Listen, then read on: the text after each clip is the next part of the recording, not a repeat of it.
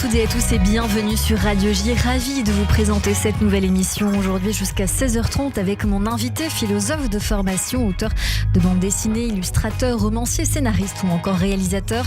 Avec plus de 160 œuvres, il est notamment connu pour ses séries Petit Vampire, Le minuscule mousquetaire, Le chat du rabbin, qu'il a ensuite adapté au cinéma, ou encore Klezmer, Donjon et la série des carnets. Johan Sfar vient nous voir aujourd'hui pour son enquête dessinée que j'intitule de cette manière, ou un roman graphique au choix, Nous vivrons, sur l'avenir des Juifs, sorti aux éditions Les Arènes, que Radio J va vous offrir. Un échange suivi de mon coup de cœur à 16h05, Sandine Aboukrat-Lévy pour le nouveau concert événement en hommage à Daniel Lévy. L'occasion comme toujours de parler avec nos invités en direct sur Radio J. 15h, 16h30, Cyrielle Sarah Cohen. Bonjour Johan Sfar. Bonjour. Merci beaucoup d'être mon invité sur cette antenne aujourd'hui. Je sais que nous étions nombreux à vouloir vous avoir aujourd'hui. Je suis ravie de vous avoir en face de moi pour découvrir bien sûr cette actualité chaude, mais aussi l'envie de savoir, comme toujours dans cette émission, qui vous êtes au-delà de ce que vous faites. On va essayer d'aller encore plus loin que la première fois, et pour ce faire, je vous demanderai 3 mots pour vous décrire. Vous diriez lesquels ? Moi, je suis dessinateur. Je suis anxieux et je doute. Anxieux et vous doutez. Eh bien, on va voir si ça colle avec votre personnalité tout au long de cette émission. Le début, toujours le début. Johan Sfar, vous êtes né le 28 août 1971 à Nice.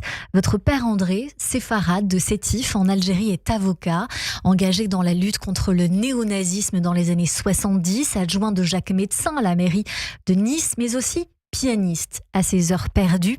Tandis que votre maman, Liliane, dite Lilou, ashkénaze ukrainienne laïque et anticonformiste, chantait. Quelle a été la mélodie de votre enfance, Johan Sfar ? Je ne parle pas de musique, bien sûr, ici, mais du genre d'enfance que vous avez eu et du cadre dans lequel vous avez grandi. J'ai eu paradoxalement une enfance très joyeuse, même si j'ai perdu ma mère avant l'âge de 4 ans. J'étais très entouré par une famille très séfarade et très ashkénaze, puisqu'il y avait les deux. Une famille où il y avait beaucoup de discussions, toujours de manière respectueuse, toujours de manière drôle. C'était dans les deux cas des juifs amoureux de la République française et également très attachés à Israël. Et à l'époque, tout ça nous paraissait très conciliable et on conjuguait comme on pouvait ce proverbe « heureux comme un juif en France ». Voilà. Vous dites, votre mère quitte ce monde à la 26 ans, vous n'en avez pas encore 4, et on préfère vous dire qu'elle est partie en voyage, à force que l'on vous demande si souvent de vous raconter, Johan Sfar, comme je suis en train de le faire. Même s'il y a toujours, bien sûr, de vous dans vos œuvres, vous avez accepté de le faire dans votre BD « Les Idolâtres », paru en janvier dernier. Qu'y a-t-il dedans que vous n'aviez jamais dit ? Ce que j'essayais de traiter, c'est la notion du dessin, la notion de l'image qui chez les Juifs pose question par rapport à l'idolâtrie et qui, dans ma vie, est devenue importante puisque en l'absence de ma mère, j'ai essayé de générer des images, j'ai essayé d'en créer. J'essaye d'expliquer pourquoi on dessine plutôt que comment on dessine, pourquoi on est capable d'y passer 10 heures, 12 heures par jour. Et voilà, c'est une espèce de plaidoyer pour regarder les images autrement qu'avec des photographies.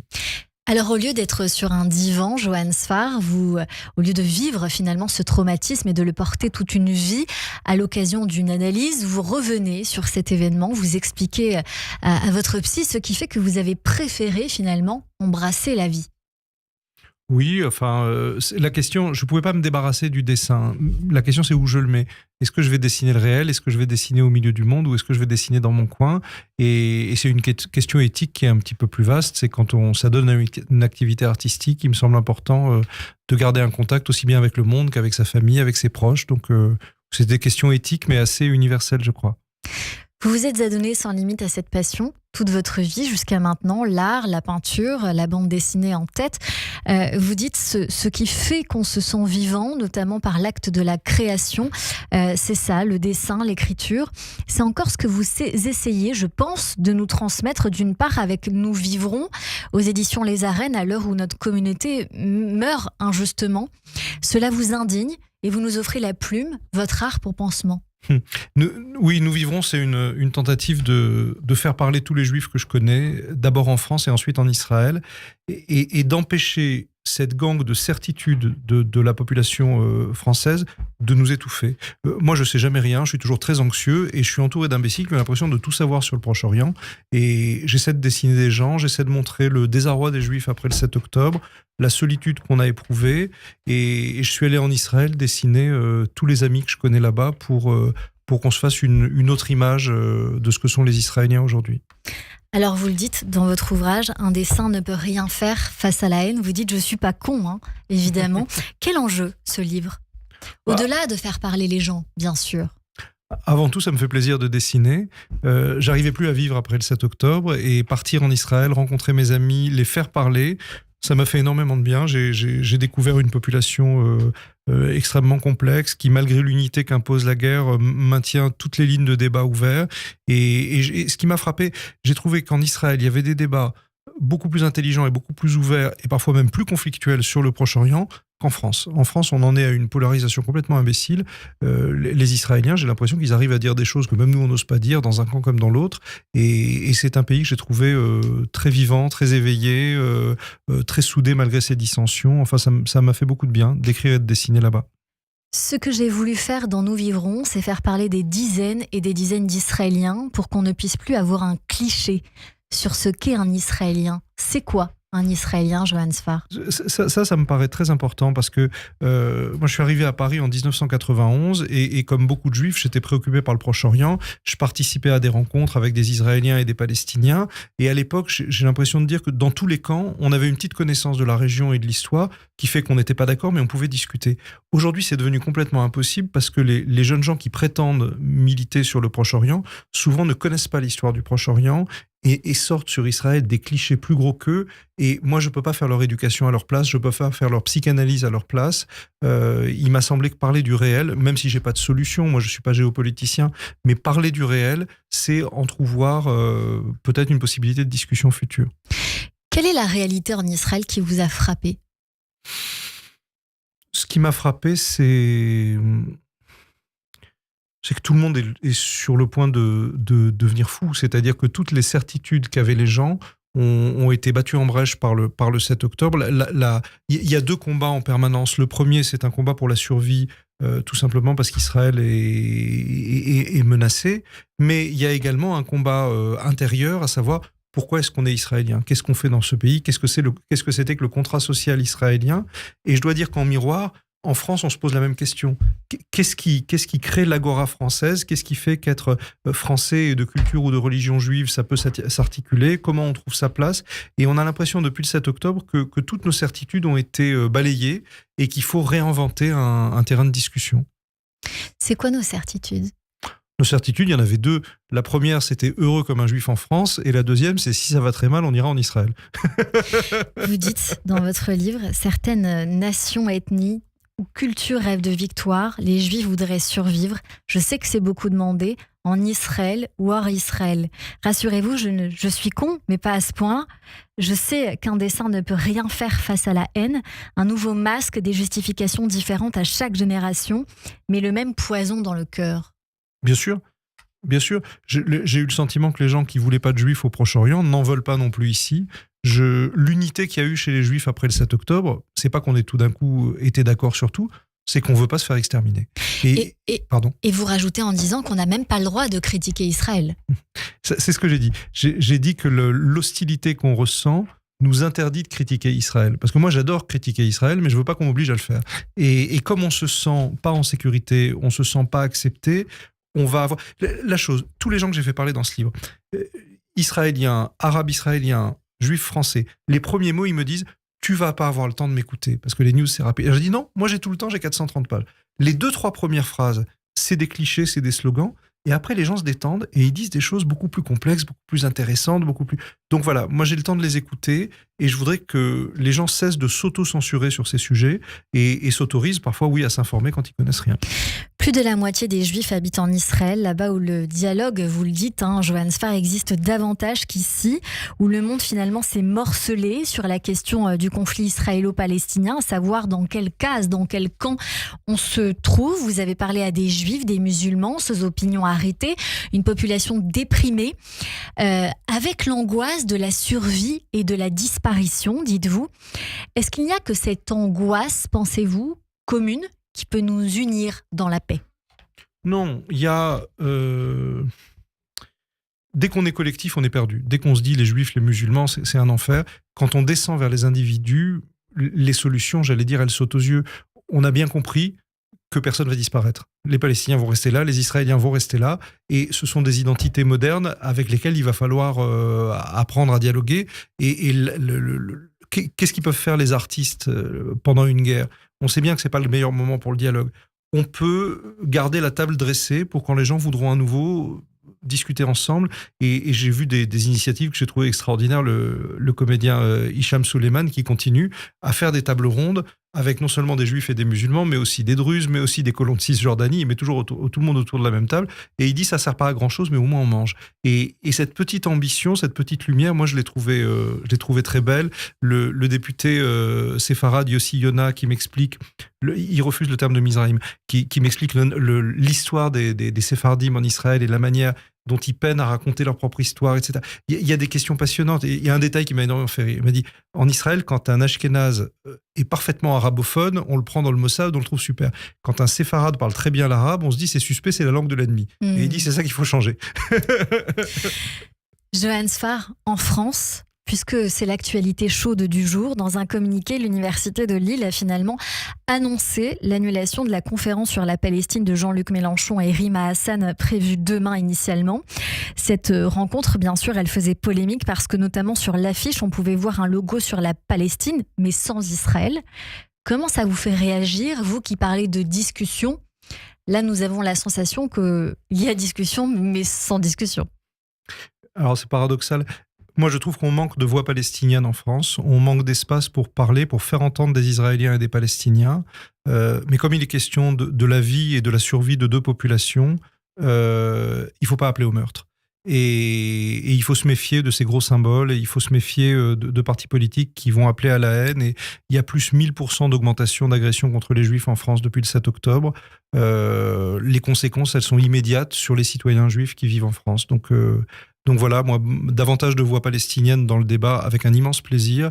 Appeler à la haine, appeler au meurtre, appeler au meurtre même de manière sous-textuelle. C'est ce que vous pensez qui se passe dans le cas de Jean-Luc Mélenchon et Rima Hassan ? Non, je pense que le LFI utilise de manière très superficielle et très grossière un antisémitisme éculé en espérant gagner des voix.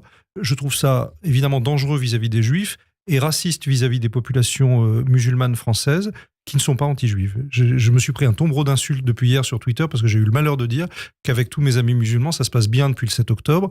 Dans la rue, j'ai failli me battre 3 fois depuis le 7 octobre, mais c'était pas avec mes amis. Et le tissu conversationnel qu'on a, population issue du Maghreb en France depuis 30 ans, il existe encore, il peut être abîmé par le conflit du Proche-Orient, on peut avoir des désaccords, mais la discussion continue d'exister, et la responsabilité des gens qui parlent au public, c'est de maintenir ce tissu de discussion, parce que si la France sert à quelque chose, c'est à imaginer l'avenir et à l'imaginer dans ce... Pourquoi moi j'aimais tant parler avec des Israéliens et des Palestiniens il y a 25 ou il y a 30 ans à Paris? Parce qu'il y avait un espace commun de discussion. Moi je serais ravi de parler avec des voix palestiniennes en France, mais pas si elles appellent à l'extermination des Israéliens. De même que je ne pourrais pas m'asseoir à côté de quelqu'un qui appelle à l'extermination des Palestiniens. Johan Sfar, vous avez commencé à militer pour la Palestine il y a 33 ans. Vous avez dit dans la presse, je faisais des rencontres palestiniennes, israéliennes, à Jussieu notamment, à Paris. Aujourd'hui, vous allez voir les jeunes dans les universités, vous parlez avec eux. Et quand vous avez entendu ce qui s'est passé en Israël, vous vous êtes dit la paix a reculé de 10 ans. Aujourd'hui, quelle est votre conviction ? Est-ce que d'une part, il faut un État palestinien ? Et d'autre part, est-ce que éduquer la jeunesse dans cette forme d'intelligence, d'avancée, de discussion peut faire en sorte que ça se passe de façon apaisée? Moi, j'y connais rien, je suis pas géopoliticien. Par contre, je suis portraitiste et je dessine les gens. Donc, j'essaie de ce qui est certain, c'est que tant qu'ils ont envie de se massacrer, il y aura jamais rien. Mais simplement, plutôt que depuis la France d'amener de la haine, il faudrait qu'on réussisse à amener quelque chose d'intelligent, de la discussion, etc. Donc voilà. Mais moi, j'ai rien de très intelligent à dire sur le sujet, à part faire le portrait des gens, les écouter, dire leurs doutes. Moi, ça me dérange pas que quelqu'un me dise « je sais pas, je suis angoissé, je me sens pas bien ». Les vraies questions que se posent les Juifs aujourd'hui, c'est où est-ce qu'on va aller ? où est-ce qu'on va aller pour élever nos enfants, où est-ce qu'on va aller pour vivre. Ce que j'ai constaté, quelle que soit la thèse qu'on défend, dès qu'on parle du Proche-Orient à la radio ou à la télé, on reçoit des insultes de tous les côtés. Moi, c'est extraordinaire, je me fais insulter par tous les camps en ce moment, y compris par des juifs. Bon, ça veut dire que les gens derrière leur télé ou derrière leur radio sont malheureux, ils ont envie de participer, et ils sont... Un exemple très simple.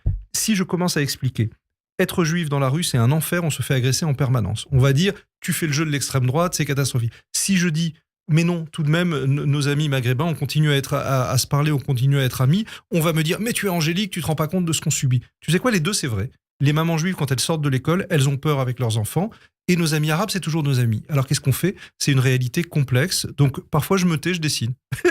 Ces mères, justement, vous les dessinez anxieuses, Johan Sfar.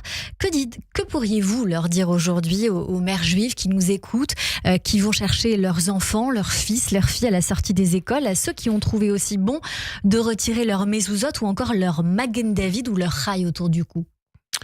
Je crois qu'il y a eu un réveil. Après le 7 octobre, on a tous été sonnés par le silence et on s'est dit, mais quoi, on va devoir quitter ce pays. Qu'est-ce qui se passe à l'explosion des actes anti-juifs après le 7 octobre, avant même la riposte israélienne. Et là, j'ai l'impression que depuis quelques semaines, il y a beaucoup de représentants de la communauté juive, des jeunes, je pense à l'UEJF, je pense à la revue K, je pense au collectif Nous Vivrons, qui ont dit, maintenant, il faut qu'on parle. Quand quelque chose nous fait souffrir, quand on n'est pas d'accord avec quelque chose, il n'est pas question d'être de droite ni de gauche, il est question de faire parler une identité juive, française, laïque, qui veut discuter. Et dorénavant, quand quelque chose ne va pas, il faut le dire. C'est pas normal que des juifs qui ne sont juifs que par leur nom, que par leur culture, aient peur de leur nom de famille, aient peur de porter un porte-bonheur comme le rail que j'ai autour du cou. Et c'est vrai que moi, les mamans juives qui ont peur avec leurs gosses quand elles sortent de l'école, ça me tord le ventre. Ce rail, Johan Sfar, il a une grande histoire pour vous. On l'apprend dans votre livre. Et j'ai envie de dire qu'il y a beaucoup de choses à dire. 3 choses. La première, c'est que ce rail que votre père n'a jamais voulu que vous portiez, lui qui disait « les nazis nous ont obligés à porter l'étoile, on ne va pas la mettre volontairement », vous avez décidé que vous la porteriez et vous l'avez demandé en cadeau d'anniversaire. Et la suite, je préfère que ce soit vous qui nous la disiez. Oui, c'est tout le livre Nous Vivrons. Mon anniversaire, c'est le 28 août, mais on l'a fêté le 7 octobre, parce que le 28 août, personne n'était à Paris. Et évidemment, on ne savait pas qu'il y aurait le carnage. Et je crois que ça a été le plus grand rassemblement de juifs et d'arabes qu'il y ait jamais eu à Paris. On était 100 personnes. Il y avait Enrico Macias, il y avait Delphine Orviller, il y avait et Kamel Labari. Et Kamel Labassi, qui est un excellent musicien. Et on a passé toute la journée à savoir si on annulait ou pas la fête. Et avant d'apprendre les massacres, j'avais dessiné ce rail qui était le cadeau que je commandais à mes copains. J'ai 3 petits cousins qui sont dans Tsahal, donc qui ont été appelés le 7 octobre. J'ai toute mon équipe de production qui est en Israël. Donc on a suivi ça au quotidien. Et ce rail, il m'a bouleversé parce que c'est une demande de survie. Raï, ça veut dire la vie. Les Juifs, ils ne demandent pas à vaincre, ils ne demandent pas à massacrer, ils ne demandent pas à conquérir. L'objectif, c'est juste... Georges Kiechman disait l'antisémitisme consiste à détester les Juifs exagérément. Nous, on souhaite juste qu'on ne nous extermine pas. Et je trouve que c'est un symbole très beau, je le trouve paisible. Et même parfois, demander à survivre, ça a l'air en demander beaucoup. Il y a un rail dessiné sur la page de couverture de votre livre Nous Vivrons. Il est petit, Johan Sfar. On aurait pu s'attendre à ce qu'il soit plus gros, peut-être comme la page qui suit. Cette page était attendue puisque ce dessin, nous l'avons partagé, multi-partagé sur les réseaux sociaux, accompagné de cette phrase, cela veut dire « Nous vivrons ». Pourtant, votre éditeur vous a dit que les libraires trouvaient ça un petit peu compliqué, qu'ils le voyaient d'un mauvais œil. Non, c'est pas les éditions des Arènes. Les éditions des Arènes étaient ravies d'avoir le rail aussi gros que je voulais sur la couverture, mais j'ai voulu mettre des têtes de juifs parce que je voulais montrer le désarroi des juifs. Non, avant que je choisisse les éditions des Arènes, d'autres éditeurs m'ont dit « Nous ne publierons pas un livre avec un caractère hébraïque sur la couverture, ou alors on en tirera très peu, parce que les libraires vont refuser cet ouvrage qui est conflictuel. » Et je fais le livre le plus paisible au monde, j'appelle à la paix depuis 30 ans, beaucoup de juifs me trouvent beaucoup trop pro-palestinien, et malgré tout, quand je prends la parole, ça pose problème. Ça veut dire que c'est l'idée d'une voix juive qui pose problème. Ça veut dire que c'est l'idée d'un caractère hébraïque sur un livre, ça pose problème. Donc ça m'ennuie, parce que il me semble que les juifs ont le droit de parler. Et c'est ce qu'on fait, Johan Sfar. J'ai une grande question parce que j'ai la sensation qu'après ce retour d'Israël, après ces 6 mois, quelque part en vous, il y a quelque chose de très apaisé, alors qu'il y a eu au départ quelque chose de plus angoissé. Est-ce que vous avez compris, vous, personnellement, pourquoi il y a eu un 7 octobre, et est-ce qu'aujourd'hui, il y a un moyen dans l'horreur de rendre cela utile, même si le mot peut sembler très désagréable? Non. En revanche, faire cette aventure, c'est-à-dire partir en Israël, parler à tout le monde, voir le réel, ça m'a rempli d'espoir dans l'avenir parce que je sais que les conflits ne durent pas toujours. Et j'ai interrogé une question bizarre. Quand j'étais en Israël, je me sentais bien. Et au moment de rentrer en France, j'ai éprouvé une immense angoisse. Et je me suis dit, qu'est-ce que ça veut dire? Et la réponse que j'ai trouvée, je ne suis pas du tout israélien. Toute ma famille paternelle est israélienne, mais moi, je ne suis pas du tout israélien. La réponse, c'est que je suis français et qu'en Israël, je suis observateur, donc je suis vif, je regarde, etc. Quand je rentre en France, je suis angoissé parce que c'est chez moi. Et je me dis, mon avenir, je vois mon avenir en France parce que je ne veux pas abandonner ce territoire, je ne veux pas qu'on me dise qu'ici, c'est pas chez moi. Et pourquoi je suis angoissé en France? Parce que je me dis, mon métier, c'est de trouver des solutions ici pour que des Juifs vivent paisibles. Et les Israéliens, c'est à eux de trouver les solutions avec leurs voisins. Et moi, je me borne à être commentateur. Dans votre tome 11 du Chat du Rabbin, intitulé « La Bible pour les chats », vous vous intéressez surtout aux miracles. Qu'est-ce qu'il dirait, le chat, aujourd'hui? Ça, je sais pas. Je l'ai fait parler un tout petit peu dans Nous Vivrons parce que, en fait, c'est bizarre, au moment des tragédies, on entend toutes sortes de blagues, des comédiens, des gens que j'ai rencontrés. Et il y a un moment, des bombes du Hamas ont failli exploser sur le dôme d'Al-Aqsa à Jérusalem. Et évidemment, il y avait le mur des lamentations juste à côté. Et on a vu à la télé des juifs religieux qui fuyaient, mais tout doucement. Ils fuyaient en marchant vite. Et j'ai fait apparaître le chat du rabbin qui a dit, soit ils fuient doucement parce qu'ils font pas assez de sport, soit ils sont vraiment croyants. Johan Sfar, ce livre, vous dites que c'est une enquête sur l'avenir des Juifs. C'est un roman graphique, bien sûr, puissant, intime, sur l'identité juive en France et en Israël. Mais vous vous souvenez, de façon tout à fait personnelle, des endroits où vous étiez à chaque attentat, aux États-Unis, en France, ailleurs. Vous nous emmenez dans un voyage qui remonte votre passé, avec les souvenirs de votre père, à travers l'histoire de vos grands-parents, résistants ou décimés, ce qui vous fait un point commun avec Delphine Orviller, mais je ne pense pas du tout vous l'apprendre et on l'évoquera dans un instant peut-être, en questionnant bien sûr cette identité, la vôtre, celle de vos amis à travers beaucoup de périodes de votre vie. Ici, on découvre donc quelqu'un qui en a souffert, qui a souffert des premières heures du 7 octobre, même si il y a une petite culpabilité à fêter, à avoir fêté cet anniversaire. Aujourd'hui, il est question d'avenir, puisque c'est ce que vous vous dites, l'avenir des Juifs. Comment vous le voyez, l'avenir des Juifs, alors que votre grand-père disait qu'un Juif n'est jamais né dans le même pays que son grand-père? Quel avenir vous pensez pour toutes ces générations, ici d'une part, et là-bas ensuite? Je pense que le futur est meuble et c'est entre nos mains. Et le travail que j'ai fait dans Nous Vivrons, c'est de la bande dessinée, c'est presque de la bande dessinée d'aventure. Je me prends pas pour un journaliste, je me prends pas pour un historien, mais je voudrais que ça serve aux journalistes et aux historiens.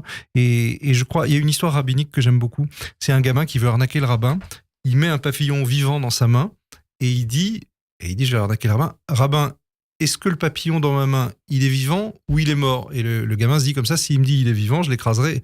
Et le rabbin le regarde et lui dit, c'est dans ta main. Ah, c'est une très belle histoire, très jolie. On va finir sur ça, on revient dans un instant avec vous, Johan Sfar, pour votre roman graphique Nous Vivrons, une enquête dessinée sur l'avenir des Juifs, sortie aux éditions Les Arènes, que Radio J vous offre. Pour ce faire, vous téléphonez au 01 77 62 72 89, 01 77 62 72 89. Vous laissez votre nom, votre adresse, votre numéro de téléphone, premier arrivé, premier servi. Tout de suite, le rappel des titres sur Radio J.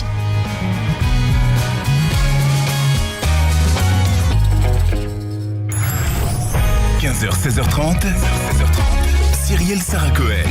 Radio J.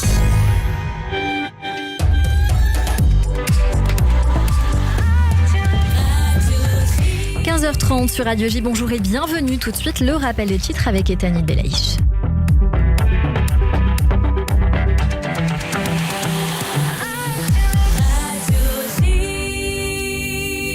Bonjour Etanit. Bonjour Cyrielle, bonjour à tous. Une attaque du Hezbollah contre la Galilée a fait 18 blessés, dont un dans un état critique et 2 grièvement blessés au niveau du centre communautaire d'Aramisha. En réponse, Tsahal a ciblé les sites de lancement de roquettes. En parallèle, des avions de combat ont bombardé une infrastructure militaire de l'organisation terroriste à Haïta el-Shab, dans le sud du Liban. Craignant une riposte israélienne en Syrie, les gardiens de la révolution ont adopté des mesures d'urgence pour protéger leurs installations dans le pays.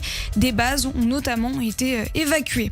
Les États-Unis vont imposer des nouvelles sanctions contre le programme de missiles et de drones iraniens.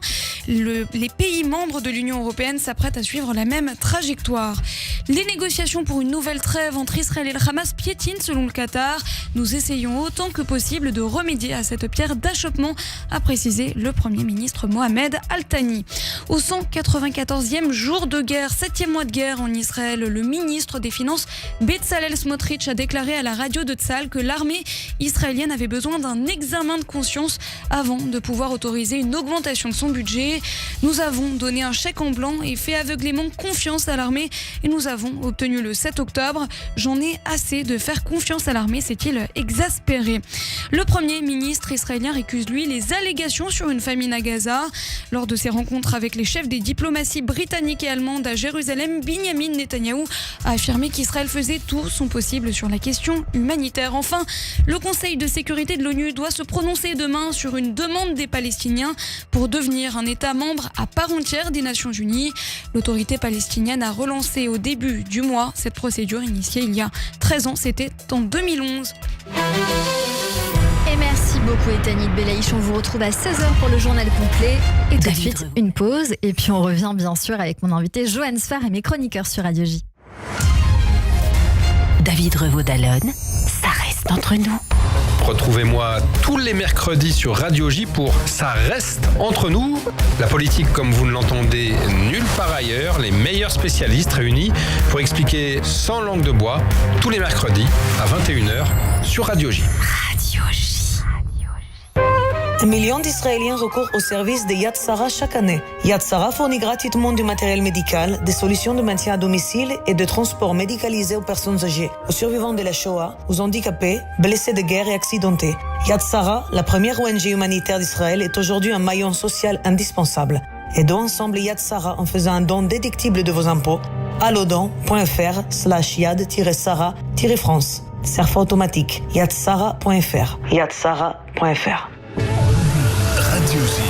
Vous écoutez Radio J à Paris sur 94.8 en DAB+, et sur notre appli Radio J. Radio J. Radio J. Radio J. Radio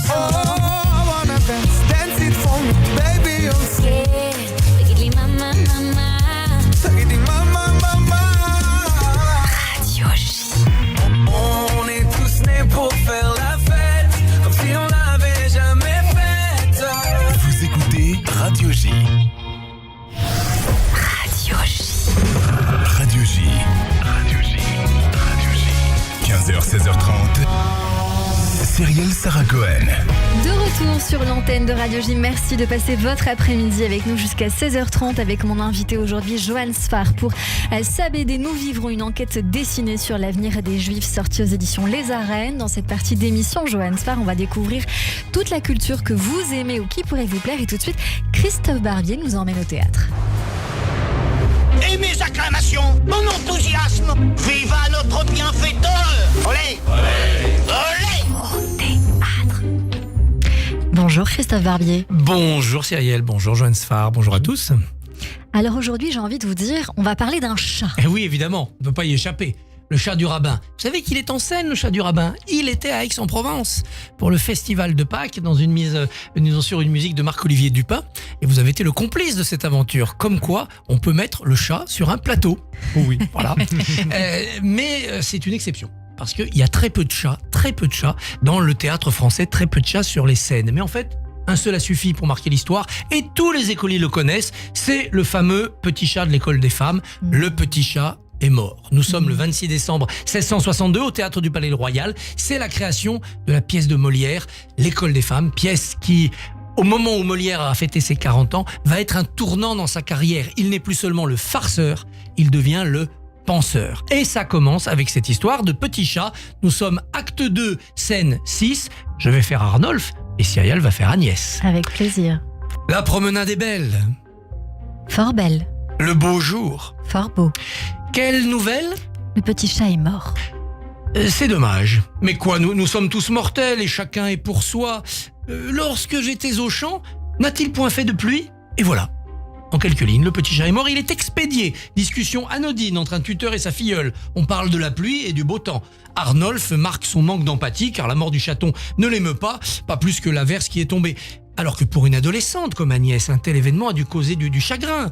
Agnès, elle, en glissant cette nouvelle, insiste sur son innocence. Innocence feinte ou innocence sincère, avec des réponses très courtes dans ce dialogue. Mais en fait, tout est dans le sens caché du mot chat. Car ce n'est pas de l'animal domestique qu'il s'agit, mais bien de la virginité de la jeune fille. Et les spectateurs de l'époque ne s'y sont pas trompés. Ce chat a fait rire, ce chat a fait scandale. On en plaisante vite pour dire que cette comédie est plus sérieuse qu'il n'y paraît. En 1664, 2 ans après, un billettiste écrit ceci. À propos de l'école des femmes, ce qui fut plus plaisant, c'est qu'un certain d'entre eux dit que la pièce était un poème sérieux, que bien loin que ce fût une pièce comique, qu'il ne s'en pouvait voir aucune plus tragique. Les autres de ce point ne restant pas d'accord, il leur dit là-dessus « Le petit chat est mort » et soutient hautement que c'était tragédie puisque le petit chat avait perdu la vie. Ironie, bien sûr, ironie dans ce texte. On a débattu du sens caché du chat. Le petit chat, c'est, pardonnez-moi, la chatte, c'est le sexe féminin. Tous les littéraires, tous les psychanalystes l'ont dit. Et la preuve est dans la suite du dialogue entre Arnolphe et Agnès. Nous reprenons, chère Cyrielle. Ne vous a-t-il point pris, Agnès, quelque autre chose ? Il dit cela à propos d'Horace qui est venu rendre visite à Agnès. Et il m'a... Quoi ? Pris... Le... Plaît-il ? Je n'ose et vous vous fâcheriez peut-être contre moi. Non. Si fait. Bon Dieu, non ! Jurez donc votre foi. Ma foi, soit. Il m'a pris... Vous seriez en colère. Non. Si. Non. Diantre que de mystère, qu'est-ce qu'il vous a pris ? Je souffre en damné. Il m'a pris le ruban que vous m'aviez donné. À vous le dire, le vrai, je n'ai pu m'en défendre. Passe pour le ruban. Mais je voulais apprendre s'il ne vous a rien fait que vous baisez les bras. Comment ? Est-ce qu'on fait d'autres choses ? Et voilà, le ruban, la grande terreur d'Arnolphe, c'était de voir Horace prendre la virginité de Cyrielle. Le petit chat est mort, c'était l'aveu du dépucelage, mais non, il n'a pris qu'un ruban. La scène du ruban qui explicite celle du chat, la virginité perdue ou en péril, tout cela fait scandale. Molière sera obligé d'écrire une deuxième pièce, la critique de l'école des femmes, pour répondre à ses détracteurs. Il ne cessera de le faire jusqu'à sa mort, 11 ans plus tard. Et à côté de son lit, ce 17 février 1673, que trouvera-t-on ? Un verre de lait dans lequel un petit chat aura trempé la patte. Et on comprendra ce que l'on voudra, évidemment. Merci beaucoup, Christophe Barbier. Je rappelle que vous venez de sortir un livre qui s'intitule « Moi, Jean-Luc aime » aux éditions Grasset et Studio Fact, dans lequel vous avez parlé il y a quelques minutes avec notre ami Steve Nadjar, évidemment. Merci beaucoup. Merci à vous et merci au chat. À la semaine prochaine sur Radio J. Merci beaucoup. Tout de suite, c'est la chronique Flashback de Kevin Derblum. Radio J. 15h, 16h30, Cyrielle Sarah Cohen. Bonjour Kevin. Bonjour Cyrielle, bonjour Johan Sfar, ravi d'être face à vous aujourd'hui. Alors j'en profite, j'ai une super idée pour votre prochaine BD, un véritable mix entre Petit Vampire et le chat du rabbin, l'histoire d'un petit chat avec une queue en forme de fourche de diable qui tyrannise ses maîtres en passant ses journées à faire ses griffes sur son plus beau mobilier ou sur votre avant-bras. Un vrai petit diable qui aurait pu s'appeler Satan, un chat qui est même avare en câlin, et donc la bande dessinée s'appellerait Le chat du radin. Si jamais cela vous intéresse, Johan Sfar, ce chat est visible chez moi pour un croquis ou une adoption si vous êtes masochiste. Sans transition, j'aimerais vous présenter des œuvres qui entrent en résonance avec votre dernier en date, Nous vivrons. Et on commence comme toujours en musique, outre le célèbre Am Israël Chai, qui veut dire le peuple d'Israël est vivant, diffusé d'ailleurs dès sa sortie et pour la première fois dans cette émission, plusieurs autres artistes israéliens ont aussi réagi par la musique aux attaques du 7 octobre. On écoute tout de suite Moledet, qui signifie notre patrie, d'Anan Ben Ari. שיר ישן, שיר ישן נשאר לך נאמן, נאמן לאור. Cette chanson décrit la situation post-7 octobre en mettant l'accent sur la beauté du peuple d'Israël, la solidarité qui règne et l'amour pour le pays quoi qu'il arrive. Tu es la seule, la plus particulière. Tu seras toujours ma patrie, même au bord du fossé, même au cœur de l'enfer. Tu es le paradis, chante Ben Ari. Cette chanson est dédiée à mon pays, écrit Ben Ari. Pas celui qui existait il y a une semaine, celui que nous allons reconstruire quand tout sera fini. Quand nous nous lèverons de l'enfer, quand nous reviendrons du combat, il a ajouté, ce n'est pas parce que nous n'avons nulle part où aller, ce n'est pas le feu de la vengeance, nous sommes prêts à sacrifier nos vies pour l'opportunité d'être une société de rêve, parce que nous avons découvert qui nous pouvons être, qui nous sommes réellement. Il conclut, cette chanson est dédiée à mon peuple, le plus beau peuple du monde. Ne regardez pas les informations, n'allez pas sur Twitter, sortez dans la rue et regardez Am Israël Chai.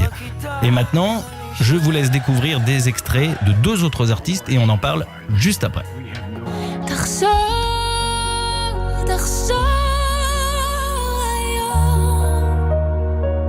כל כך רציתי שתגיע, הלוואי תבוא בלי להודיע עוד היום. אני מגדל של אור, ממרחקים ששוב תופיע, הלוואי תבוא בלי להודיע. Et on enchaîne avec le second extrait.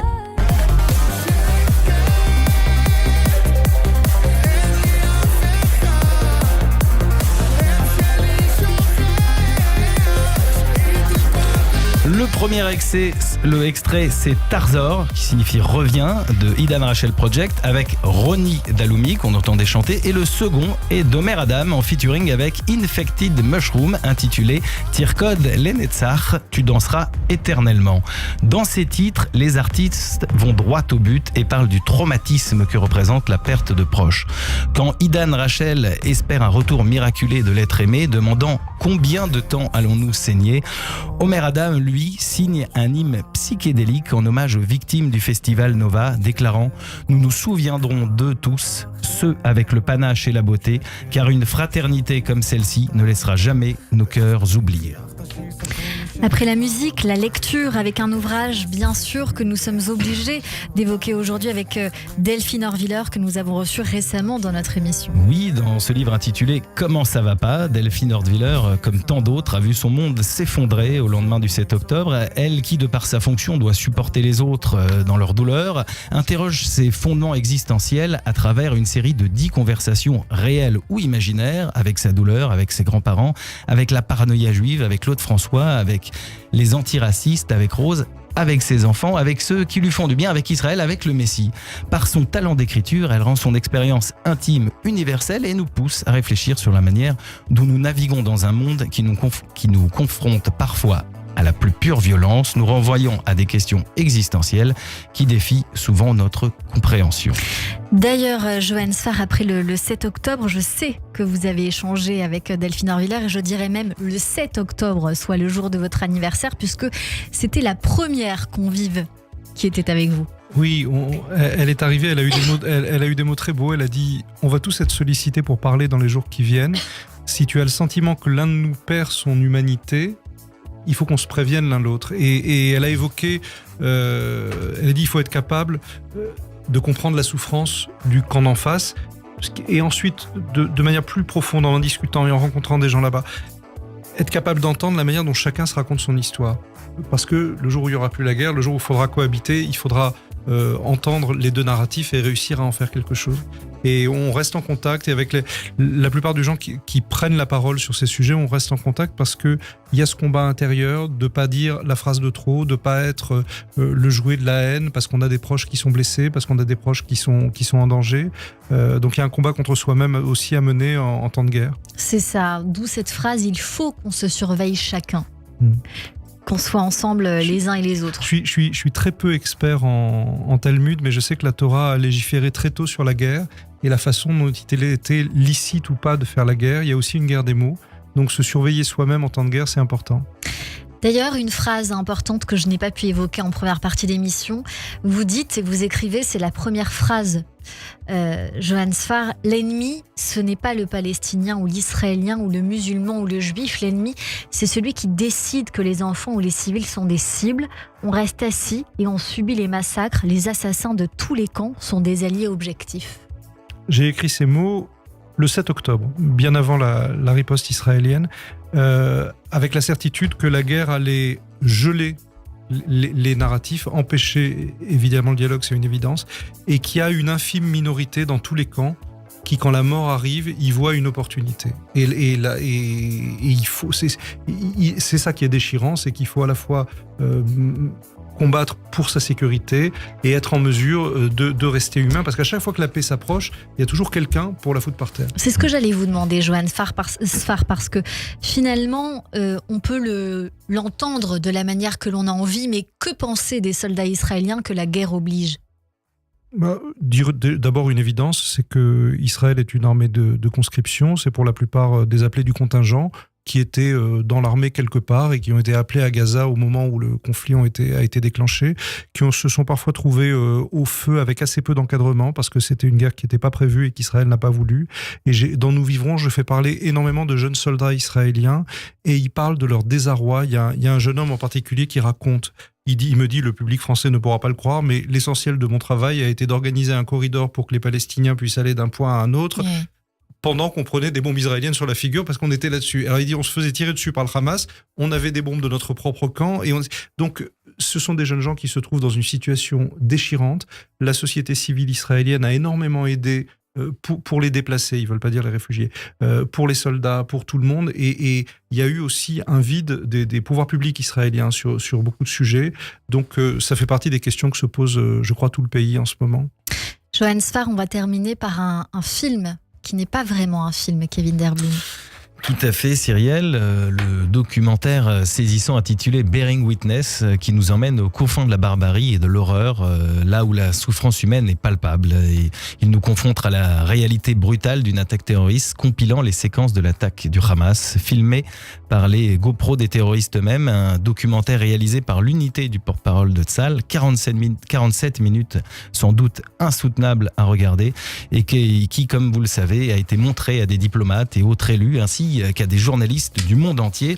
Insoutenable mais nécessaire, car certains encore, malgré tous les témoignages et preuves diverses du pogrom du 7 octobre, trouvent encore moyen d'ajouter le déni à la barbarie qui s'est déchaîné ce jour-là. Merci beaucoup Kevin Derblum. Et par la même occasion, j'avais envie de savoir, Johan Sfar, si vous avez vu ce film ou si vous avez désiré le voir. Oui, en grande partie. La conclusion que j'en ai tirée, c'est que il y aura toujours du déni face à ces images. En revanche, face à un travail de journaliste et d'historien, il est beaucoup plus difficile de nier. C'est-à-dire que on a besoin, au moment de la post-vérité, au moment des réseaux sociaux, on a besoin de journalistes et d'historiens qui font leur boulot. Je dois dire que le numéro hors-série du Point sur le pogrom du 7 octobre, pour moi, a une importance historique. Et malheureusement, les images vidéo, aussi atroces soient-elles, il y aura toujours quelqu'un pour les nier. Merci beaucoup pour cette réponse. Merci Kevin Derblum. Tout de suite, c'est l'introspection sur Radio J. Radio J. 15h, 16h30, Cyrielle Sarah Cohen. Cher Johan Sfar, Oscar Wilde a dit « Parfois nous pouvons passer des années sans vivre du tout et tout à coup notre vie entière est concentrée dans un seul instant. » Essayons de faire ça maintenant avec 10 questions pour nous aider encore à mieux vous connaître. La première est celle-ci. Si vous aviez la possibilité de reprendre votre vie depuis le tout début, que changeriez-vous ? J'essaierai de moins grossir, mais je suis tellement gourmand. Quel conseil vous donneriez à un enfant pour réussir sa vie ? Fais que des trucs que tu as envie de faire en te levant le matin. Y a-t-il eu un plus bel âge dans votre vie ? Et si oui, pourquoi ? Autour de 30 ans, c'est pas mal quand même. Pourquoi ? Parce qu'on peut tout faire. Maintenant aussi, mais plus quand on a 30 ans. Y a-t-il une forme d'erreur dans votre vie, de prime abord très compliquée à résoudre, mais que vous avez d'une certaine manière résolue ? Non, céder à la colère, c'est jamais bien. Aujourd'hui, Johan Sfar, qu'est-ce que vous aimeriez faire, mais que vous ne faites pas ? Être super bon à la guitare, mais j'ai pas le temps. Y a-t-il une chose réalisée cette année dont vous pensez vous souvenir toute votre vie? Pardon, c'est idiot, mais le livre Nous vivrons, c'est la synthèse de beaucoup de choses que je fais depuis longtemps. Et à tort ou à raison, j'ai l'impression que c'est un livre important pour moi, aussi parce qu'il m'a rapproché de beaucoup d'institutions juives. Je pense après la mort de Gilles Taïeb, je pense à tous ces bénévoles, à toutes ces associations juives, je pense au collectif Nous vivrons, je pense à l'UEJF, tous ces gens que j'ai revus depuis le 7 octobre, et ça a été un marqueur important dans ma vie et dans ma vie juive. Si je vous parle d'amour, comment cela résonne pour vous, Johan Sfar?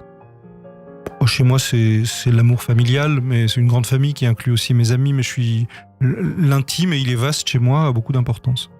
Peut-être avez-vous déjà répondu à cette question, mais si vous pouviez changer une chose, soit sur votre corps ou sur votre personnalité, qu'est-ce que ce serait?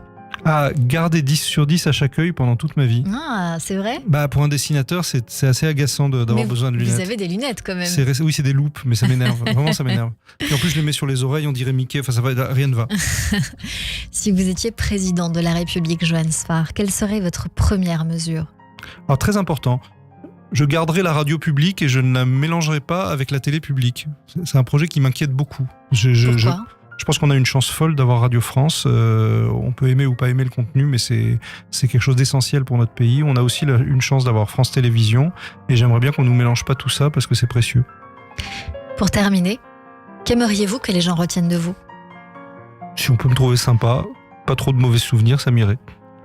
Merci beaucoup, Johan Sfar. Merci. Radio J. 15h, 16h30, Cyrielle Sarah Cohen. Allez, vous restez encore avec nous sur Radio J. Dans un instant, notre coup de cœur du jour, notre experte Sandy Boulanger pour le portrait de notre invité Johan Sfar qui vient nous voir pour sa BD Nous vivrons, une enquête dessinée sur l'avenir des Juifs, sortie aux éditions Les Arènes, que Radio J vous offre d'ailleurs. Pour le gagner, c'est très simple, vous téléphonez gratuitement au 01 77 62 72 89. Je répète à nouveau, 01 77 62 72 89. Vous laissez votre nom, votre adresse, votre numéro de téléphone, premier arrivé, premier servi. Et j'en profite également pour vous dire que si vous voulez rencontrer Johan Sfar, c'est tout à fait possible.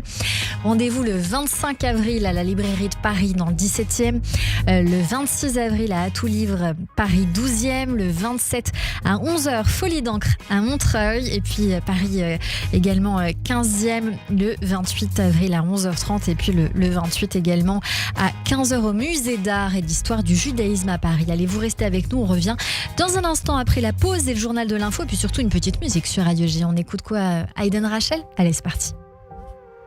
Omer Adam, d'accord, Omer Adam.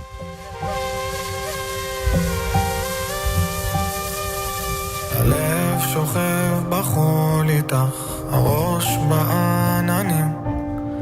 תני לי 2 דקות איתך, ילדה של החיים. שתהיה לי מאושר, תמיד אמרת זה העיקר, והכאב על הפנים שלך אף פעם לא ניכר. בדוק היית גם מתעקשת ואני לב ממתכת, אין מצב שאת הולכת, כן אחרת זה נגמר. עכשיו נשאר לי רק שקט ואין לי אף אחד, הלב שלי צורח כי היא תרקוד לנצח בשקט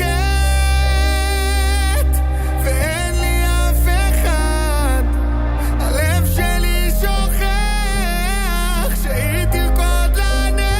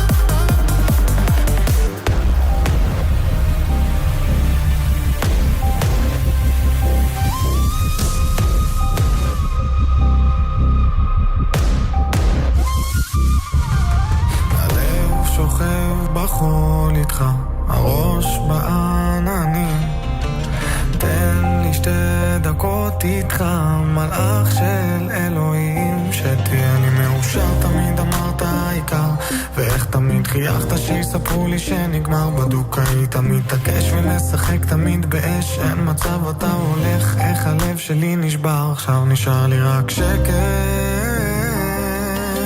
ואין לי אף אחד, הלב שלי צורח, אתה תרקוד לנצח בשקט,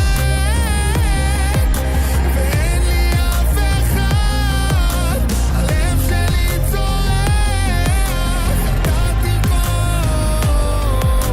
לנצח, אוי לנצח,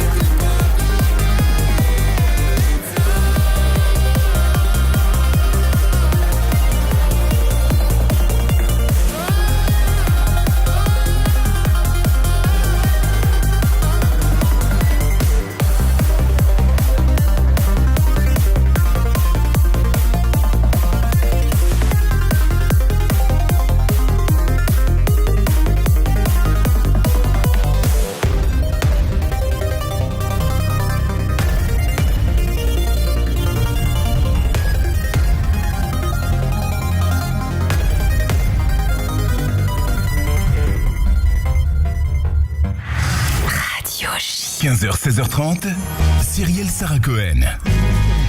Allez, vous restez avec nous. On revient dans un instant, juste après la pause, pour le journal de l'information. Restez connectés sur Radio J.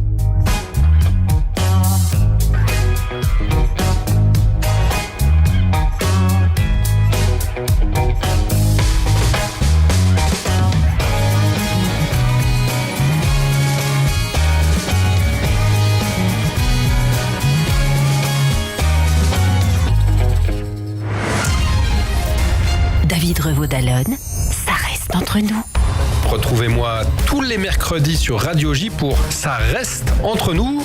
La politique comme vous ne l'entendez nulle part ailleurs. Les meilleurs spécialistes réunis pour expliquer sans langue de bois tous les mercredis à 21h sur Radio J. Radio J.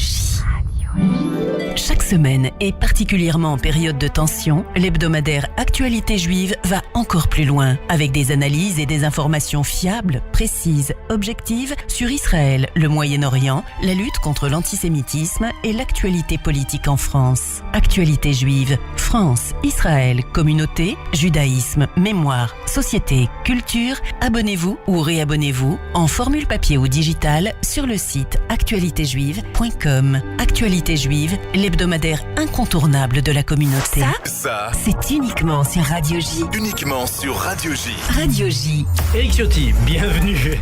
Bonjour Jacques Attali. Bonjour. Bonjour Clément Beaune. Bonjour. François Durugy, bonjour. Bonjour. Bonjour Jean-Pierre Raffarin. Philippe Juvin, bonjour. Réveillez l'informé qui est en vous. Écoutez Radio J. Radio J. Radio J. Vous écoutez Radio J à Paris sur 94.8 en DAB+, et sur notre appli Radio J. Radio J.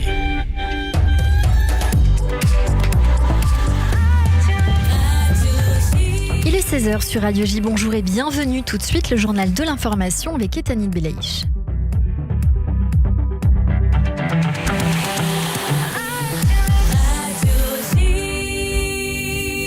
Bonjour Ethanit. Bonjour Cyrielle, bonjour à tous. En Israël, alors que la réponse officielle du cabinet de guerre à l'attaque iranienne se fait toujours attendre, des bases ont été évacuées en Syrie. Selon le Wall Street Journal, le corps des gardiens de la révolution a adopté des mesures d'urgence pour ses installations à travers le pays.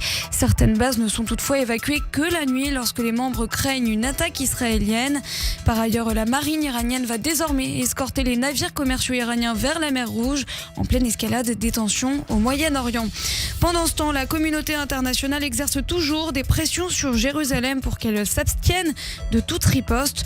Le chef de l'État israélien, quant à lui, a appelé le monde entier à contrer la menace posée par le régime de Téhéran lors d'un entretien avec les chefs des diplomaties britanniques et allemandes. Pascal Sunshine. Depuis ce matin, les ministres allemandes et britanniques des Affaires étrangères sont en Israël. Une visite qui avait été programmée en fait avant l'offensive iranienne, mais qui devient évidemment la priorité de leurs entretiens. Annalena Baerbock et David Cameron ont été reçus par le président Herzog, ensuite par leur homologue israélien, puis par Benjamin Netanyahou.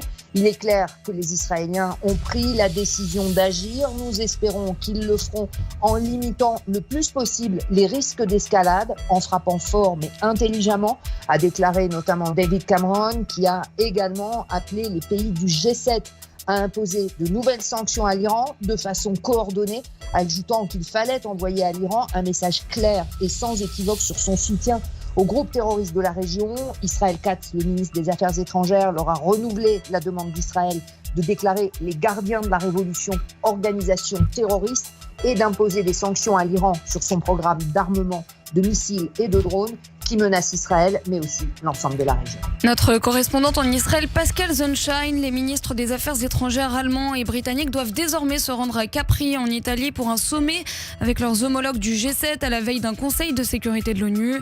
La chef de la Commission européenne, Ursula von der Leyen, a de son côté appelé l'Europe à aller plus loin sur les questions de défense, dénonçant une nouvelle coalition de régimes autoritaires.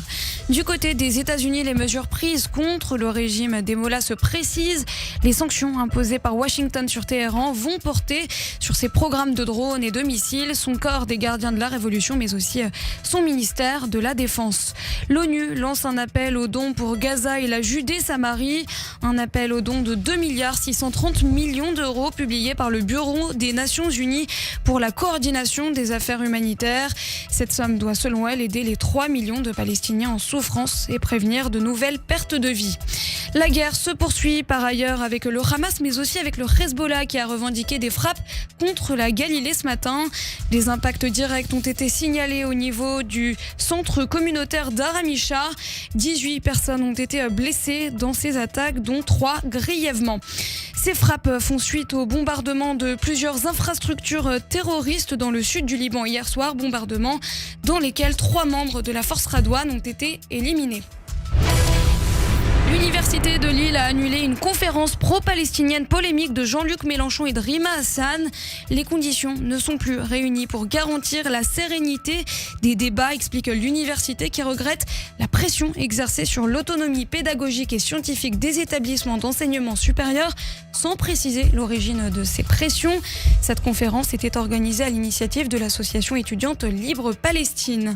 Enfin, Paris poursuit les préparatifs à 100 jours du début des Jeux Olympiques et l'inquiétude demeure sur l'aspect sécuritaire. Emmanuel Macron a semé le trouble en évoquant un possible repli de la cérémonie d'ouverture au Stade de France en cas de menace d'attentat. La ministre des Sports évoque, elle, un besoin de lucidité. On l'écoute. Il faut être lucide, il faut être sans naïveté. On est dans un monde qui est complexe, qui est parfois dangereux. Ce qu'attendent les Français de nous, c'est d'anticiper, d'être prévoyant, d'être responsable. Après, il y a autre chose.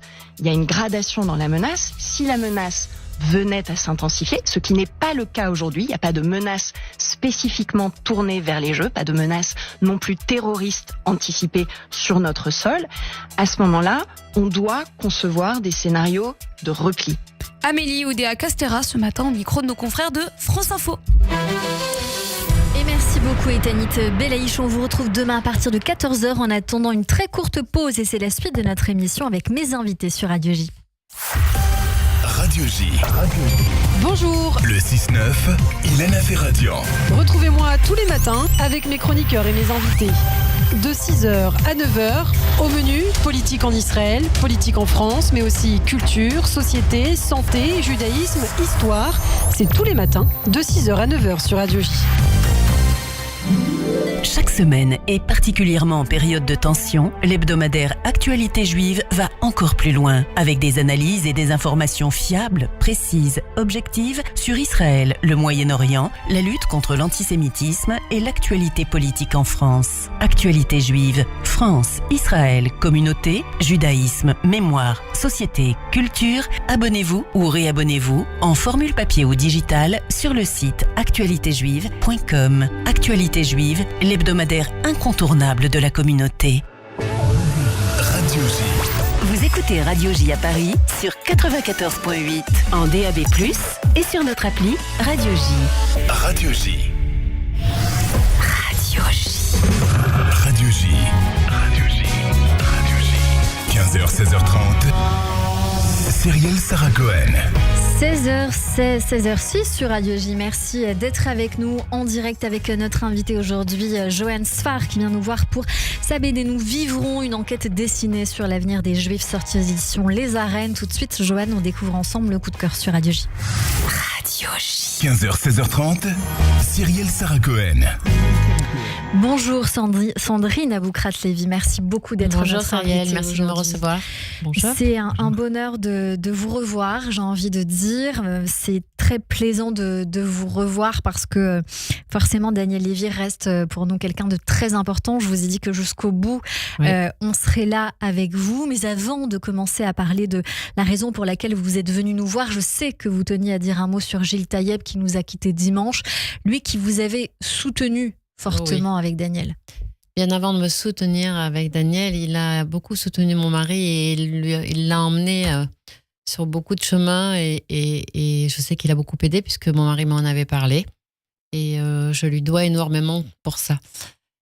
J'ai beaucoup d'admiration pour son épouse, malheureusement. Karen, oui. Malheureusement, c'est des épreuves qu'on peut pas imaginer. Mais en tout cas, c'est un homme parce que je ne parlerai pas au passé, exceptionnel. Et j'espère qu'ils vont se rencontrer là-haut et vont pouvoir enchanter tous ces anges.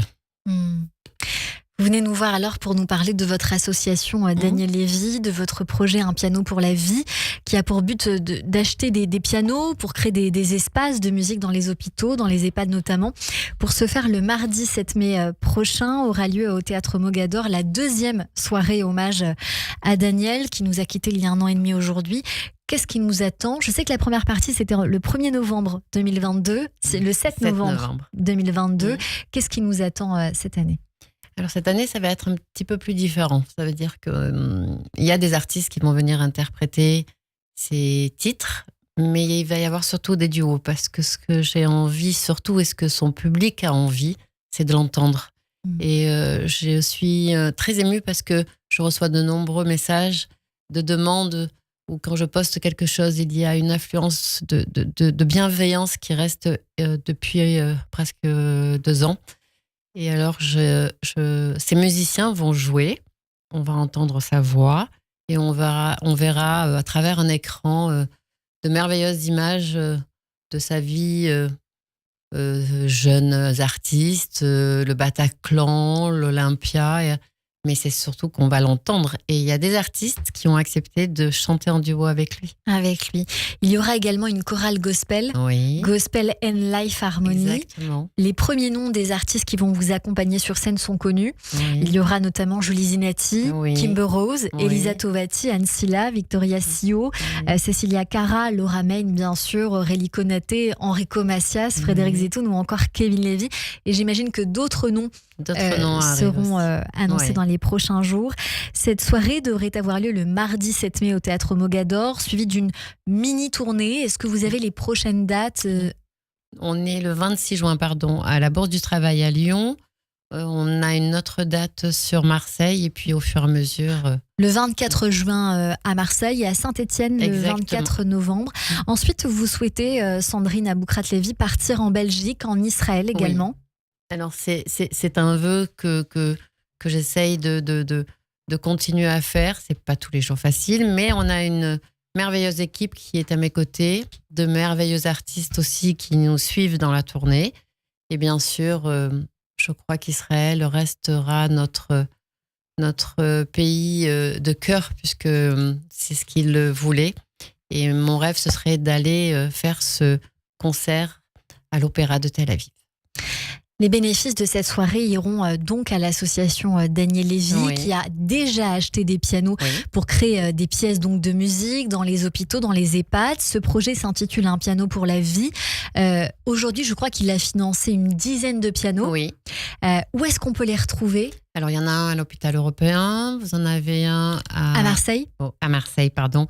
Un à Gustave Roussy. Il y en a à Paris, il y en a un à Lyon qui est sur le point d'être placé, il y en a un à la Maison des Oliviers parce que en fait on a élargi un petit peu les espaces, qui est une maison de retraite à Marseille. Et ce qui est super, c'est qu'on y voit des personnes âgées être là, danser autour de ce piano, chanter. Et il y a une petite anecdote, c'est qu'il y avait déjà un piano sur place et il y a une mamie qui a presque 97 ans et qui a jamais posé ses mains sur le piano depuis presque 2 ans, qui est dans cette maison de retraite. Et quand on a posé le piano, elle a dit à sa directrice, enfin je vais pouvoir chanter et jouer sur ce piano, parce que l'autre c'était pas du tout un piano. Et tout ça, c'est des moments d'émotion. Je sais que là-haut il participe fortement à cette force qu'il me donne. Et voilà, c'est mon but aujourd'hui. Sandrine, cette idée, comment vous est-elle venue ? Elle ne m'est pas venue personnellement. En fait, il jouait au piano quand il était en soins à l'hôpital européen. Et il y avait, dans un petit coin d'un étage où il se faisait soigner, un piano. Et puis, comme c'était pour lui un remède, eh ben, il allait, il posait ses mains sur le piano. Alors des fois, il pouvait chanter, des fois, il ne pouvait pas parce que c'était assez difficile pour lui. Mais un jour, il s'est mis à chanter et il y a une personne qui est venue à côté, 2 personnes. Ensuite, c'était les soignants, les malades. On s'est vite retrouvés à une 50aine de personnes. Les étages descendaient et c'était son petit moment à lui. Et puis, un papy est venu à côté de moi en me disant, vous savez, je vis seule, personne ne me rend visite. Mais c'est difficile à dire, mais depuis que votre mari est là et chantonne ou joue du piano, et ben pour moi, c'est le plus beau des cadeaux. Et pourtant, il était hospitalisé. C'est ça. Et dès qu'il le pouvait, même avant, il allait rendre visite aux malades quand il était sollicité. Il a toujours répondu présent à chaque fois qu'on lui a demandé, même à domicile. Des fois, il me disait, écoute, on vient de m'envoyer un message, il y a une personne qui est pas bien, j'ai besoin, il faut que tu prévois, on va aller la voir. Et il prenait le train, des fois il prenait l'avion, des fois il était à Marseille, il le faisait, il allait rendre visite. C'était pour lui une évidence de donner du bonheur aux gens. L'objectif aujourd'hui, c'est que les malades prennent le piano, mais aussi vous envisagez des animations musicales autour de ces pianos pour venir assurer un soutien par des artistes, des musiciens. Est-ce que déjà il y a eu des événements ? Oui, bien sûr. À Marseille, par exemple, pour Purim, il y a un petit trio jazz qui est allé, qui leur a fait une petite journée dansante. Alors, c'est beaucoup d'émotions parce qu'on ne se rend pas compte, mais ça apporte tellement. Et c'est vrai qu'on passe des moments difficiles, que ce soit au niveau de la conjoncture. Tout ce qui se passe aujourd'hui, c'est très compliqué. Et faire des appels de dons, c'est même pour moi très compliqué. Alors, je me suis dit, pourquoi pas organiser une série de concerts et allier un petit peu le bonheur et surtout participer. Tous les bénéfices, comme vous l'avez dit, iront à l'association Daniel Lévy.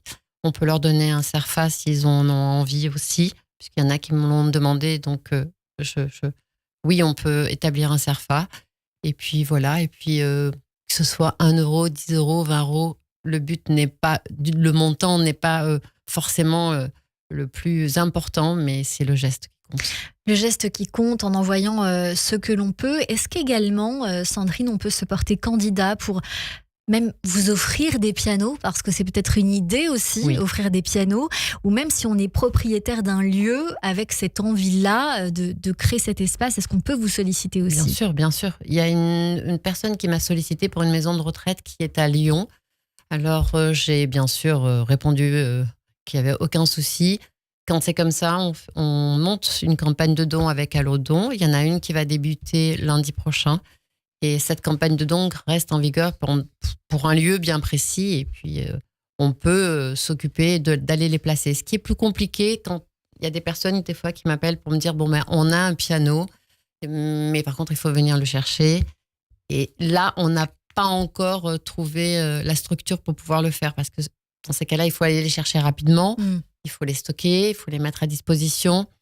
Donc, c'est peut-être une façon de vous aider aussi en Bien vous disant, sûr. voilà, à tel endroit, si vous désirez, moi, j'ai un Ouais, ouais. véhicule adapté. Exactement. Voilà, un utilitaire pour vous accompagner, pour vous rejoindre. Sandrine, on vient sur Instagram, Facebook ou encore par mail, j'imagine. L'Instagram reste le même, Daniel Oui, Lévy, il y a rien qui a tiré changé. du bas officiel. Sur Facebook, c'est Daniel Lévy. Et par mail, je peux donner peut-être un mail qui est colpépère.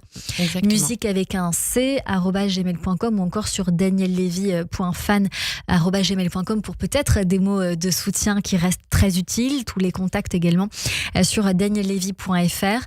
Il y a un autre sujet que je voulais évoquer avec vous, Sandrine, c'est il y a bientôt une tournée des 10 commandements. Est-ce que, même elle est encore active, hein, elle est en train de démarrer là depuis quelques temps, est-ce que ça suscite de l'émotion chez vous? Est-ce qu'on vous a consulté? C'est quand ça s'est passé, quand on m'a consulté, c'est ce que j'ai dit lors de mon communiqué, parce qu'à un moment donné, il fallait que je prenne la parole. C'était un peu dur pour moi. Et je serais malhonnête si je vous disais « Ah, c'est super ». J'ai mis beaucoup de temps à répondre, mais au moment où j'ai répondu, c'est une évidence que l'envie d'aimer reste Daniel Lévy. Alors, je dirais pas c'est reste mon mari, mais ça reste Daniel Lévy. Et ce qui est fou, parce que c'est même sur les réseaux aujourd'hui, à chaque fois qu'on partage la nouvelle troupe des 10 commandements, il n'y en a pas un qui ne partage pas et qui tag Daniel Lévy officiel. Bien sûr. Mais je crois qu'à un moment donné, et je sais qu'il aurait fait de même, il faut savoir donner aussi, ou laisser faire. Et d'abord, il faut le dire, c'est une troupe qui est magique. J'ai un contact avec certains et j'ai une histoire comme mon mari en a avec certains. Je Comme, pense à David Lampel peut-être. oui, Sharon Lalou. Sharon Lalou, la petite Lilou, qui elle est sur l'album Grâce à toi, puisque c'est elle qui a fait le violoncelle. D'accord. Et quand ça s'est passé, ça a été la première après son téléphone, et puis elle m'a dit, il faut que je te dise quelque chose, Sandrine, je serai Nefertiti. À ce moment-là, j'ai eu un coup de cœur, parce que je me suis dit, Nefertiti, c'est comme si que ma fille m'avait appelé pour me dire j'ai le rôle de Nefertiti. Je serai à leur côté dans tous les moments. Il y a une petite chose qui est plus compliquée pour moi, et c'est vrai que je ne peux pas être présente parce que vous savez que je suis chômeur Shabbat. Il y a beaucoup de concerts qui se font pendant Shabbat et je ne peux pas y participer. Et que dire ? Ils lui rendent tellement hommage. Ils sont tous très bienveillants. Alors moi je dis, si je peux apporter quelque chose et si je peux être là, ils le savent, je serai là. Sandrine Lévy, je crois que cette chanson que nous sommes en train d'écouter reste pour la majorité d'entre nous la voix de Daniel, mais est-ce que la production a hésité à la reprendre avec ce nouveau casting, ou est-ce qu'ils vous ont peut-être proposé, parce que j'ai cru entendre à un moment donné que la voix de Daniel allait rester et que peut-être il chanterait à ses côtés. Est-ce que ce débat... En fait, c'est le final de la comédie, et on entend la voix de mon mari débuter la chanson. D'accord. Et puis à un moment donné, la troupe rentre. Donc la première fois que je l'ai entendu, c'était assez fort. C'était pas facile, on va dire. Mais le public est ravi, en fait. Et c'est pour ça que dans la tournée que l'on va faire, après avoir vu ce qui s'est passé à la Tzedaka il n'y a pas si longtemps, quand les musiciens se sont mis à jouer et qu'on a entendu mon mari chanter, j'ai vu des centaines de personnes se lever. J'étais dans la salle, j'ai vu des personnes pleurer, J'ai vu des personnes remplies d'émotions. Et en fait, on peut pas ne pas l'entendre. On peut pas. Et je parle en tant que femme, mais je parle aussi en tant que professionnelle. C'est l'une des plus belles voix françaises. Et c'est comme ça, les gens l'aiment. Pour faire un petit rapport avec Gilles, ce matin, j'étais avec Sandrine, on parlait de lui, on a fait un petit rapprochement. C'était deux personnes comme l'une comme l'autre qui ont tellement donné, bien sûr, tellement apporté, oui, tellement généré de bien qu'on ne peut pas ne plus les entendre. C'est impossible. Mais ils resteront toujours là, quoi qu'il arrive. Exactement. Merci beaucoup, Sandrine Lévy, d'avoir été avec nous aujourd'hui sur l'antenne de Radio J. Merci à vous. À très vite, j'espère. Merci. Tout de suite, c'est le portrait de notre invité.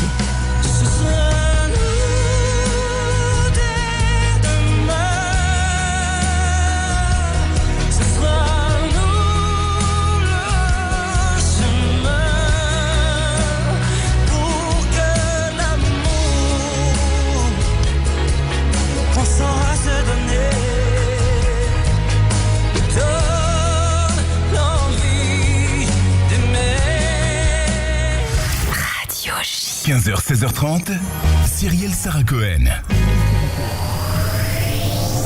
Radio J. Radio J. Le portrait psychologique.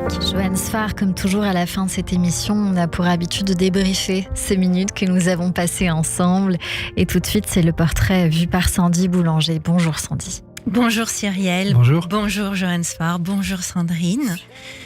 Alors effectivement, je vous ai écouté et regardé attentivement durant toute cette émission. Et nous allons commencer d'abord par les 3 mots que vous nous avez partagés pour vous décrire, qui étaient dessinateur, anxieux et doute. Et vous allez voir comme on vous a bien retrouvé tout au long de cette émission, mais bien plus encore. Comme à chaque fois, chez Cyrielle, il y a toujours une très belle alliance entre le coup de cœur et l'invité. Eh bien, je dois dire aujourd'hui que cette alliance, elle vient profondément me chambouler, me remplir d'émotions, que ce soit à vos côtés, Sandrine, pour tout ce que vous portez, et puis vous, Joanne, pour tout ce que vous représentez aussi. Il y a des fois des moments où on se retrouve au contact de personnes qui sont pleines et riches. Et je commence donc mon portrait. C'est quelques traits de vos traits de personnalité, Joanne, en étant vraiment très chamboulée d'être assise à côté de vous deux aujourd'hui.